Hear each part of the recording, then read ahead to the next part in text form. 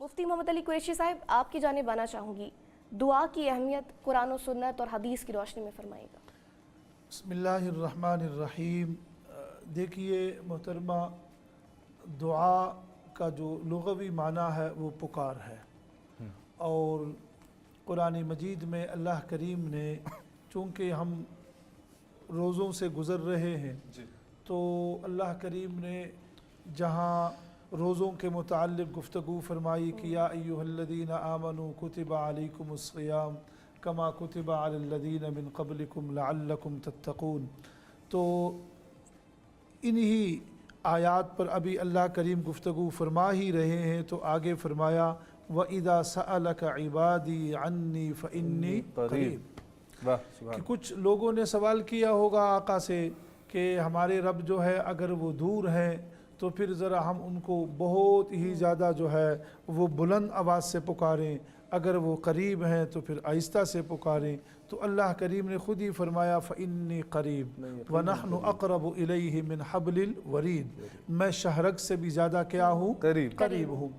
तो यकीन जानिए ये दुआ, जैसे कि आपने इरशाद फरमाया अद्दुआ हुवल इबादा, यानी दुआ ख़ुद भी एक इबादत है, दुआ ख़ुद भी एक इबादत। अद्दुआ सिलाहुल मुमिन, दुआ जो है वो मोमिन का क्या है, हथियार है। अहले इल्म ने लिखा है कि हथियार यानी आला भी तेज़ होना चाहिए, और जो मांगने वाला है उसको आदाब का भी क्या होना चाहिए, पता होना चाहिए। मैं इस पर एक वाक़या सामीन से अर्ज़ करूँगा। मुअर्रिख़ीन ने लिखा है, या हमारे यहाँ एक किताब भी मदारिस में पढ़ाई जाती है नफ़तुल अरब, उसमें भी ये वाक़या मनक़ूल है कि हज़रत उमर रज़ियल्लाहु ताला अन्हु ने एक तलवार के बारे में शोहरत सुनी कि ये तलवार बहुत ही बेहतरीन इस्तेमाल होती है। एक सहाबी के पास थी, हज़रत अम्र इब्न मादी करब उनका नाम है रज़ियल्लाहु ताला अन्हु, तो आपने वो तलवार जो है उनसे मंगवाई। फिर आपने उस तलवार को इस्तेमाल भी किया होगा, तो आपने उनको ख़त लिखा, वो ज़माना ख़त का था, कि तलवार के बारे में जो मैंने शोहरत सुनी मैंने उस तरीक़े से उसको तो पाया नहीं। तो उन्होंने कहा अस्सैफ़ु बिस्साइद लसाइदु बिस्सैफ़, मैं तलवार तो भेज चुका हूँ, जिन हाथों से ये तलवार चलाई जाती है वो हाथ मैंने नहीं भेजे। तो मतलब दुआ एक हथियार है। अब इस हथियार को चलाना कैसे है, चलाने का तरीक़ा भी इंसान को आना चाहिए। इस वाक़े का मैंने सहारा इसलिए लिया। तो अब जो चलाने का जो तरीक़ा है हथियार का, वो अल्लाह करीम एक और जगह सूरतुल आराफ में इरशाद फरमाते हैं उदऊ रब्बकुम तज़र्रुअन व खुफ़िया, यानी ये एक मेन खुलासा है दुआ के आदाब में कि आप अपने रब को पुकारें, गिड़गिड़ा कर भी पुकारें और आहिस्ता से भी क्या करें, पुकारें। और हदीस में भी आता है कि कल क़यामत के दिन जो 7 लोग अर्श इलाही के साये के नीचे होंगे, यानी उनमें एक इमाम आदिल भी होगा, फ़लाँ होगा, फ़लाँ होगा, फ़लाँ, तो उनमें आखिरी जो बंदा है वरजुलुन ज़करल्लाह खालियन फ़फ़ाज़त आइना, कि एक आदमी तन्हाई में बैठा हुआ है और अल्लाह की याद में लगा हुआ है और आंसू के कतरे निकल आए। और ये जो आंसू के कतरे निकल आते हैं ना, ये शख्स कभी भी जहन्नम में नहीं। तो यकीन जानिए रमज़ान है, रमज़ान इन बाबरकत सातों से फ़ायदा भी उठा लेना चाहिए। और हदीस मुबारका में आता है कि अफ्तारी के वक्त में मेरी और आपकी दुआ कबूल होती है। अल्लाह करीम ने हर रोज़ेदार को ये एक हक़ अता फ़रमाया है कि एक दिन इसको ऐसा दिया है कि दावतुन मुस्तजाबतुन, कि उस दिन इसकी दुआ क्या होती है, कबूल। फिर सहरी के औक़ात हमारे पास मौजूद हैं। मैं सामईन और सामियात से ये गुजारिश करूँगा, साल भर जो लोग हमेशा तहज्जुद के लिए उठते हैं वो तो खुशकिस्मत लोग हैं, लेकिन हम जैसे नाकारा लोग इन्हीं रमज़ान में ही उठते हैं, इसके अलावा फिर हमेशा हमसे उठा नहीं जाता। तो सहरी को वबिल असहारी हुम यस्तगफिरून, यानी सहरी के वक्त में भी खूब अल्लाह करीम के हुजूर गिड़गिड़ाएं। मुफ्ती साहब, ये जो कहा जाता है कि दुआ तकदीर बदल देती है, मैं चाहूँगी इस पे आप रोशनी डालें। हाँ, बहुत अहम बात आपने की।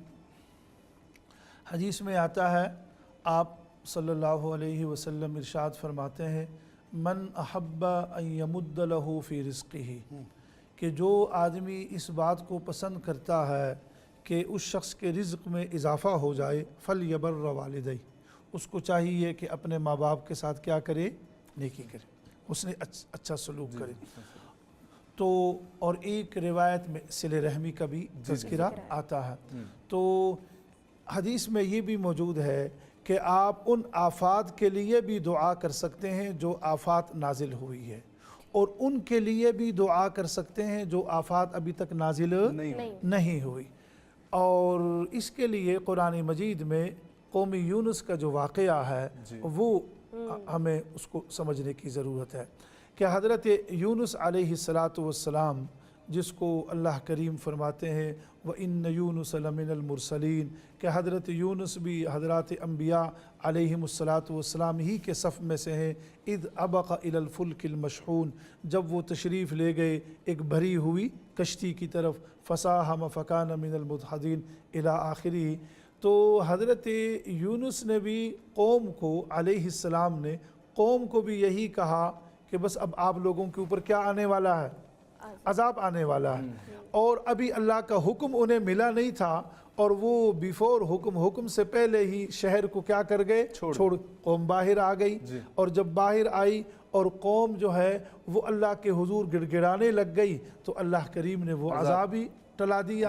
اب حضرت یونس علیہ السلام نے قوم سے جو بات کہی تھی وہ پوری نہیں ہوئی، تو اب ان کے لیے مشکل ہو رہا تھا کہ میں واپس آؤں یا نہ آؤں۔ تو پھر یہ ایک طویل واقعہ ہے کہ وہ پھر اس سے یہ پتا چلا، لیکن تقدیر میں تبدیلی آئی۔ جی اس سے یہ پتا چلا کہ اگر وقت سے پہلے بندہ گڑ گڑانے پر آ جائے تو اللہ کریم کیا کر لیتے ہیں؟ سن لیتے ہیں۔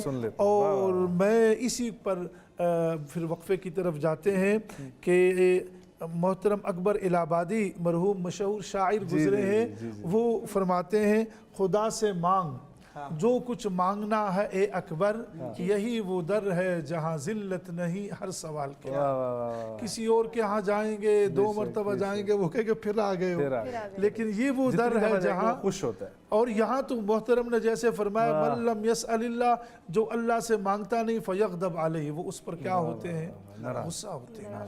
تو ہمیں خوب، اور یہ بھی حدیث میں آتا ہے جیسے محترم ارشاد فرما رہے تھے کہ آپ کو بہت ساری دعائیں جو آپ نے دنیا میں مانگی، اگر وہ دعائیں آپ کی قبول نہیں ہوتی تو یہ بھی آپ کے حق میں بہتر ہی ہے۔ قرآن کریم کی بھی ایک آیت مبارکہ ہے کہ مطلب یہ ہے کہ ہو سکتا ہے چونکہ وہ فعل الحکیم لا یخلو عن الحکمہ، اللہ کریم حکیم ہے، وہ تو جانتا ہے نا میں رب تعالیٰ سے کوئی ایسی چیز مانگ رہا ہوں جو میرے حق میں بہتر نہیں ہے، جو میرے حق میں نہیں، میں ہو سکتا ہے میں اوقات بھول جاؤں، جی لوگ بالکل صحیح بات، ہو سکتا ہے کہ میں اپنا آپ خود ہی کو بھول جاؤں، تو اللہ کریم مجھے وہ چیز ابھی دینا نہیں، لیکن وہ قیامت کے دن اس کا اجر میرے لیے ذخیرہ رکھتا ہے۔ بہت خوب بہت خوب۔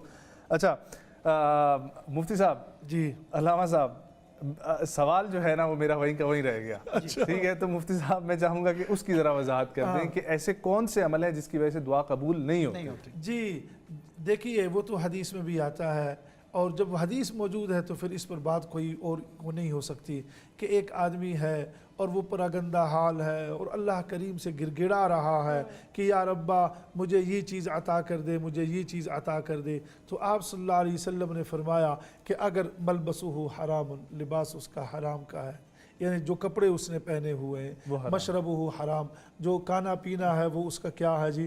حرام ہے، اور غذا بھی حرام ہے، فَأَنَّا يُسْتَجَابُ لِذَلِكَ، یہ دعا کیسے قبول ہوگی؟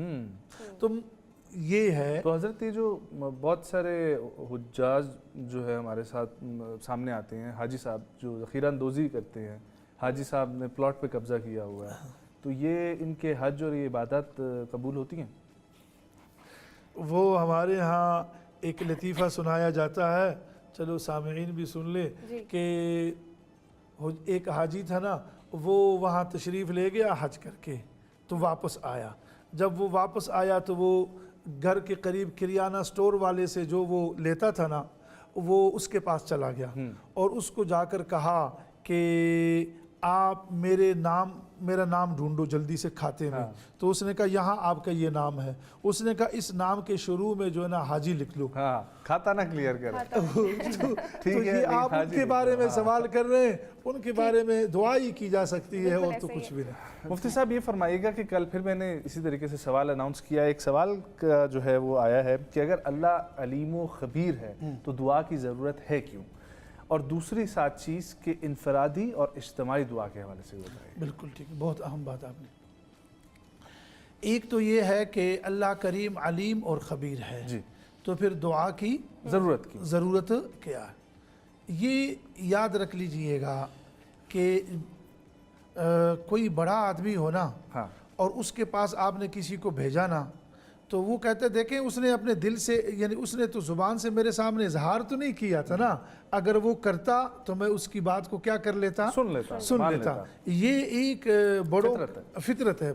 تو اللہ کریم بھی یہ چاہتا ہے کہ یہ بندہ کچھ گڑ گڑائے تو صحیح نا، اسباب میں سے ایک سبب تو یہ اختیار کرے.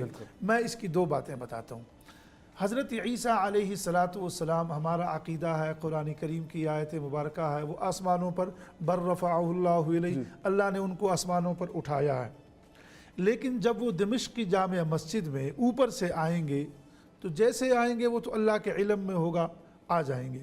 لیکن جب وہ مینار کے قریب آ جائیں گے نا تو ان کے لیے سیڑھی لائی جائے گی.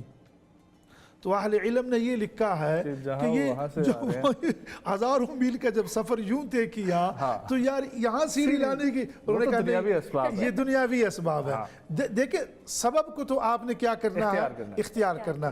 حضرت مریم سلام اللہ علیہا کو بھی اللہ کریم نے بغیر موسم کے پھل دیا، جی بالکل، لیکن یہ فرمایا اب وَهُزِّي إِلَيْكِ بِجِذْعِ النَّخْلَةِ، اب یہ حرکت کم از کم آپ تو دے دینا ٹہنی کو کہ پھل دامن میں گر جائے. مطلب ایک تو یہ بات ہوگی. دوسری بات آپ نے یہ ارشاد فرمائی انفرادی اور اجتماعی. ہاں آپ صلی اللہ علیہ، یہ ام المومنین حضرت عائشہ کی یہ روایت میں ابھی پڑھ رہا تھا.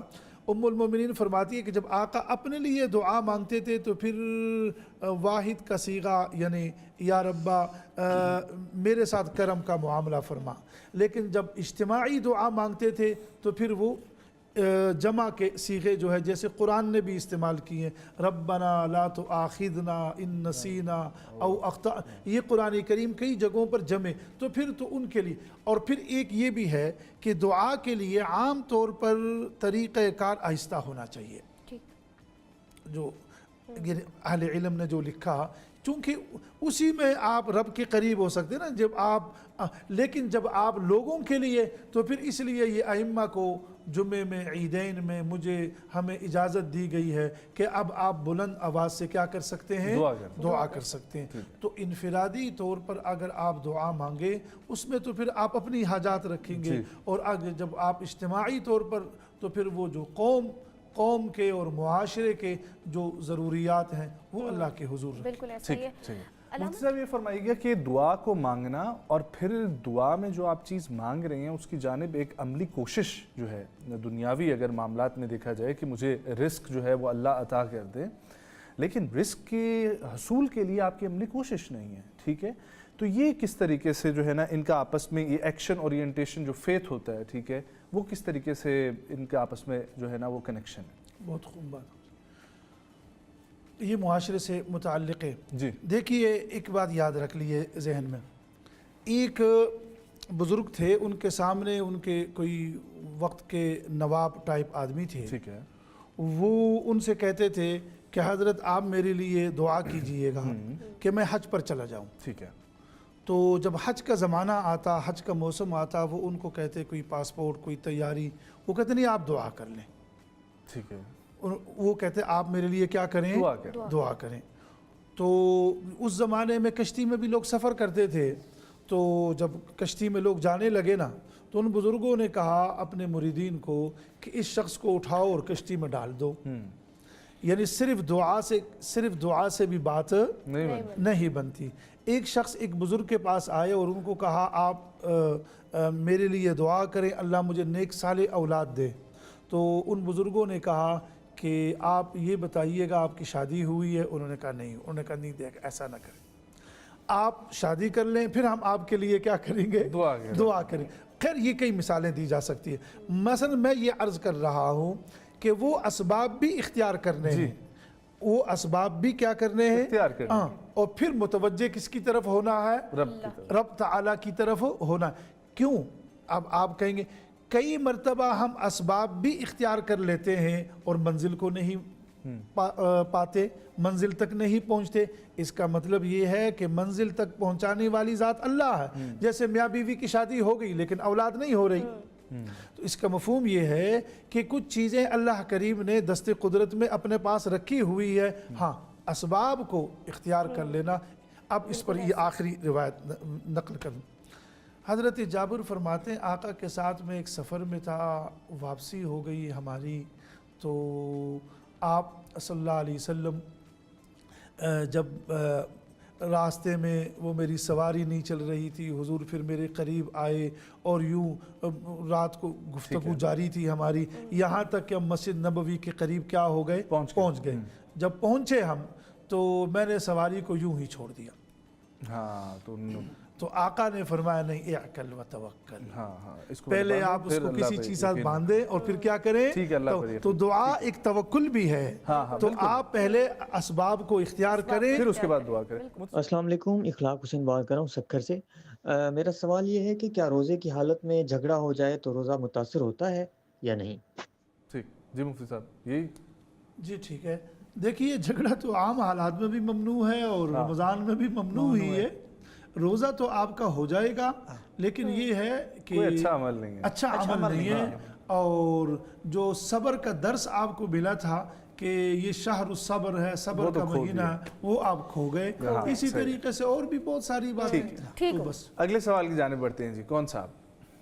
अस्सलाम वालेकुम, मैं हरमावान बात कर रही हूँ मनसेरा से। मेरा आपसे ये क्वेश्चन है कि क्या हम रोज़ा रख के किसी को ब्लड डोनेट कर सकते हैं? इससे हमारा रोज़ा तो नहीं टूटता? जी हमारे यहाँ यही है कि आप खून दे भी सकते हैं और उससे रोज़ा नहीं टूटता। अगर कमज़ोरी वाक़या हो जाए तो फिर वो ना करें, बाकी खून देने से रोज़े पर कोई फ़र्क नहीं। अस्सलाम वालेकुम मुफ्ती साहब, मेरा नाम तारिक है, मैं कराची से हूँ। मेरा सवाल ये है कि अगर वालिदैन हयात हैं और वो रोज़े ना रख सकते हों किसी बीमारी की वजह से, तो उनके लिए औलाद रोज़ा रख सकता है? और अगर औलाद उनके लिए रोज़ा रख सकता है तो फिर औलाद के अपने रोज़े की क्या यानी कि कंडीशन होनी चाहिए और क्या होगा, उसका अजर क्या होगा? और अगर वालिदैन इस दुनिया में नहीं है उसके लिए फिर रोज़ा रखा जा सकता है या नहीं? अगर रखा जा सकता है तो फिर औलाद के रोज़े की क्या हालत होगी? हम 2 किलो या पौने 2 सेर का कहते हैं तो आटे का, और हम इसमें आटे के भी कायल हैं। और अगर इस तरीके से उनके घर का खर्चा जो है ज़रा और अच्छा है तो राशन पैकेज पूरा बना राशन पैकेज वो खजूर से दे दें, और अच्छा है तो वो किशमिश से दे दें। मतलब ये है तो ठीक है, हो सकता है। अगले कॉलर की जानिब बढ़ते हैं। सुनाइएगा जी, कौन कहाँ से? जी अस्सलाम वालेकुम, मेरा नाम उमर एतजाज़ है, मैं रावलपिंडी से बात कर रहा हूँ। मेरा सवाल मौलाना साहब से है ज़कात से मुतल्लिक कि ज़कात सिर्फ रमज़ान में ही दी जाती है, और ज़कात अगर ना दी जाए तो इसकी कोई सज़ा या गुनाह, इसकी अहमियत के मुतल्लिक ज़रा बता दें। देखिए ज़कात देने का उमर एतजाज़ साहब जो तरीक़ेकार है ना, वो लोग यानी सामीन और सामियात, नाज़रीन और नाज़िरात, ये लोग जहन में रख लीजिएगा। मसलन मैंने 1 जनवरी से कारोबार शुरू किया तो हम हौलाने हौल के कायल हैं, यानी 1 साल गुजरने के दरमियान में जो भी उतार चढ़ाव आया, अगले साल जब 1 जनवरी की तारीख़ आएगी मैं ज़कात दूंगा। एक तो ये है, ये जो आम बात है। हाँ, रमज़ानुल मुबारक में जो हम ज़कात देते हैं या जो हमें रश देखने को मौका मिलता है, उसकी बुनियादी वजह यह है कि लोग एक तीर से 2 शिकार कर लेते हैं। वो कहते हैं जैसे नमाज फ़र्ज़ है लेकिन रमज़ान में 70 फ़राइज़ का सवाब मिल रहा है, तो वो कहते हैं ज़कात भी फ़र्ज़ है और अगर हम रमज़ान में देंगे तो ज़्यादा अजर मिलेगा। आप दोनों हजरात इसमें रहनुमाई फरमाइएगा मुफ्ती साहब कि अगर एक घर में एक घर का सरबराह है अभी तक, ठीक है, एक वालिद हैं, ठीक है, मतलब मैं खुल के एक किस्सा जो है वो करूँगा। मेरे अपने घर में अगर मेरे वालिद जो हैं वो कमा रहे हैं और मैं भी कमा रहा हूँ, सारा लाख एक फर्द के सामने। हाँ, तो ज़कात कौन जो है वो देगा? और मालियत और एक तो ये है कि इंशाअल्लाह अज़ीज़ ज़कात के हवाले से एक नशिस्त हम रखेंगे, वो बहुत ज़रूरी है। अब ज़कात मुश्तरका फैमिली वाले कैसे दें, ये एक सवाल बन गया। ज़कात मुश्तरका फैमिली वाले कैसे, जॉइंट फैमिली जिसको हम, जो लोग मिलकर रहते हैं ان میں دو طریقے ہوتے ہیں، یا ان کی والدہ حیات ہے، والد محترم حیات ہے، 3 بھائی ہیں، وہ کما رہے ہیں، وہ تینوں لا کر جناب من اماں جی کو پیسہ دیتے ہیں، اور والد بھی جی بالکل ادھر ہی دے دیتے ہیں، گھر کے نظام میں وہ بھی شریک ہے۔ اب جناب من سال پورا ہو جاتا ہے، سال پورا ہو جانے کے بعد اب اگر یہ رقم ان میں سے ہر ایک آدمی صاحب نصاب بن رہا ہے، صاحب نصاب بن رہا ہے، اور ادھر جناب من یہ پیسہ اماں جی کے پاس اتنا موجود ہے کہ وہ زکوٰۃ کے قابل ہے، تو یہ جو جس شخص کی ملکیت میں ہے وہی اب زکوٰۃ دے دے گا، اور یہ سب کی طرف سے زکوٰۃ کیا ہو جائے گی؟ پوری ہو جائے گی، چونکہ بقیہ جو تھے وہ تو ایک غلام کی طرح کما رہے ہیں، آ رہے ہیں، 10 روپے صرف خرچے کے لیے لے رہے ہیں، بقیہ وہ ادھر ہی رکھ رہے ہیں۔ لیکن اگر ان میں سے ہر ایک کو اتنا پیسہ اسی سے پھر واپس مل رہا ہے کہ ہر ایک الگ الگ صاحب نصاب بن جاتا ہے، تو پھر ہر شخص اپنے تیے جو ہے وہ زکوٰۃ کو کیا کرے گا؟ دے گا، ادا کرے گا۔ ایک بات ہو گئی۔ دوسری بات وہ یہ کہ کئی مرتبہ ایسے بھی ہوتا ہے کہ تمام گھر کے افراد کماتے بھی ہیں لیکن پرائیویٹ نوکریاں کرتے ہیں، اور وہ لا کر لیکن میڈیکلی ایجوکیشن، تعلیمی اخراجات یہ وہ اتنے ہوتے ہیں کہ وہ پیسے آتے تو ہیں لیکن ساتھ ساتھ کیا ہو جاتے ہیں؟ خرچ ہو جاتے ہیں، کوئی زکوٰۃ نہیں۔ السلام علیکم، میرا نام صدف ہے، میں لاہور سے بات کر رہی ہوں۔ مجھے یہ پوچھنا ہے کہ اگر کسی کا روزہ قضا رہ جائے اور اگلا رمضان آ جائے تو کیا حکم ہے؟ اگلے رمضان سے پہلے وہ خاتون قضا کر لے، اور اگلا رمضان آ گیا، اور اگر ام المومنین حضرت عائشہ بھی فرماتی ہے رضی اللہ تعالی عنہا کہ میں آقا کی خدمت میں ایسے لگی رہتی تھی کہ مجھے موقع نہیں ملتا تھا کہ میں ان روزوں کی قضا لاؤں، چونکہ وہ ایک جوان خاتون تھی، تو پھر شعبان میں جلدی جو مجھے دن مل جاتے پھر میں ان میں قضا لے جاتی، لیکن اگر رمضان آ گیا یہ خاتون یا وہ شخص گناہگار تو ضرور ہے، لیکن اب وہ رمضان کے روزے رکھ لے اور رمضان المبارک کے روزے گزرنے کے بعد پھر وہ قضا کرے۔ السلام علیکم، میرا نام ربیل ہے اور میں اسلام آباد سے بات کر رہی ہوں۔ میں آپ سے پوچھنا چاہتی ہوں کہ اب بچوں کو مکمل روزے رکھنے پر مجبور کرنا درست ہے؟ بچوں کو یہ بات کل یا پرسوں بھی ہو گئی تھی کہ دیکھیے جب اللہ کریم نے ان کو مجبور نہیں کیا اور جب اللہ کے نبی نے ان کو مجبور نہیں کیا، میں اور آپ کیوں ان کو مجبور کریں گے؟ 13-14 سال کے بچوں والی بات ہو۔ اچھا، اور اگر 13 نابالغ کی بات نا جی، تو آپ تو مجبور ان کو آپ ترغیب دیں، اور اگر وہ 7 سال کی عمر میں ہو تو ترغیب دے دیں، 10 سال کی عمر میں ہو ذرا سختی کر لیں، بلوغت کے قریب ہو تو روزے رکھوانے کی کوشش کی جائے۔ لیکن یہ ہے کہ مجبور کا مفہوم اگر آپ یہ سختی لے رہی ہے تو وہ ہرگز نہ کیا جائے۔ تو میں عظمیٰ بات کر رہی ہوں اسلام آباد سے۔ میرا مولانا صاحب سے سوال تھا کہ اگر کسی نے دل میں روزہ توڑنے کا ارادہ کیا ہے لیکن کھایا نہیں ہے تو روزہ باقی رہتا ہے یا نہیں رہتا؟ میری رہنمائی فرمائیے گا۔ یہ بات ہے کہ دل میں تو آتا ہے سمجھ میں نہیں آتا، ارادہ کیا آگے نا، نیت آگئی تو شاید ان کو لگا کہ جی ان کو، لیکن یہ ہے کہ صرف ارادہ کرنے سے پکڑ نہیں ہے، یہ ایک حدیث میں موجود ہے، جب تک آپ اس کام کو عملی طور پر ٹھیک ہے۔ بہت خوب، علامہ صاحب دعائی فرما دیجیے۔ اللہم صلی علی سیدنا و مولانا محمد وعلی آل سیدنا و مولانا محمد مبارک وسلم وصلی علیہ۔ یا رب کریم، اس ماہ مبارکہ کی قدردانی ہمیں نصیب فرما، اور ہمارے محترم بھائی نے جو اشعار پڑھے اور ان اشعار کو جو ڈاکٹر عامر لیاقت صاحب و محترم جنید جمشید مرحوم صاحب پڑھا کرتے تھے، جملہ مرحومین کی مغفرت فرما، ہمیں بھی آخرت کی تیاری کرنے کی توفیق مرحمت فرما، اور انہوں نے یا رب کریم تیرے گھر کا ذکر کیا ہے تو ہمیں بھی اور جو ہمیں سننے والے ہیں مردوزن ہم سب کو بار بار حرمین شریفین کی حاضری نصیب فرما، ادب کے ساتھ ادب آداب کے ساتھ حاضری نصیب فرما، نبی اکرم صلی اللہ علیہ وسلم کے روز اطہر پر حاضری دینے کی توفیق مرحمت فرما، ہمارے اس ملک پاکستان کی حفاظت فرما، وصلی اللہ علی رسولہ النبی الکریم وعلی آلہ وصحبہ اجمعین، آمین برحمتک یا ارحم الراحمین۔